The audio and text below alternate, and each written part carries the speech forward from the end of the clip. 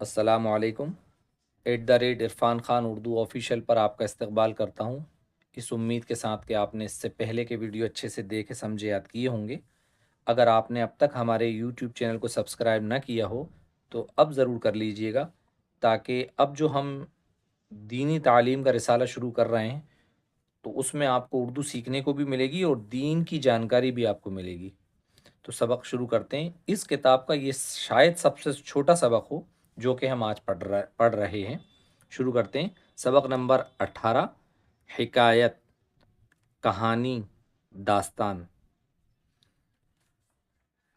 کوئی شکاری ایک تنگ منہ والے برتن میں، جس کا چھوٹا سا منہ ہو، تنگ منہ والے برتن میں تھوڑی سی مٹھائی ڈال کر چپکے سے جنگل میں رکھ آیا۔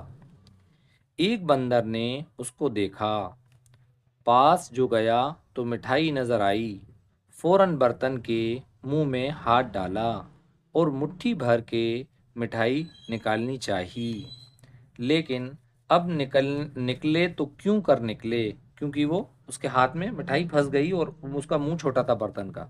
نکلے تو کیوں کر نکلے، نہ برتن کا منہ کشادہ ہو سکتا ہے، بڑا ہو سکتا ہے، کشادہ مینس بڑا ہو سکتا ہے، نہ وہ بندھی مٹھی کھولتا ہے۔ بندر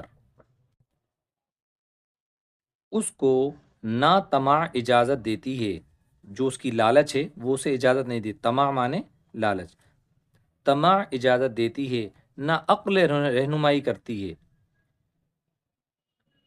کہ مٹھائی سے دست بردار ہو، یعنی اس کی لالچ جو ہے اس کو چھوڑ دے، اپنے ہاتھ واپس کھینچ لے، دست بردار ہو اور اپنی جان بچائے۔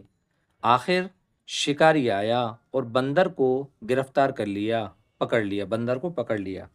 بعینہ، یہ مثال بعینہ، یہ بالکل اس پر، ان لوگوں پر فٹ بیٹھتی ہے۔ بعینہ ہو بہو، یہ مثال ان لوگوں پر صادق آتی ہے جو مال کی محبت میں مبتلا ہو جاتے ہیں، یہاں تک کہ وہ بڑا صیاد، شکاری، صیاد مانے شکاری، یعنی موت کا فرشتہ ان کو گرفتار کر کے لے جاتا ہے۔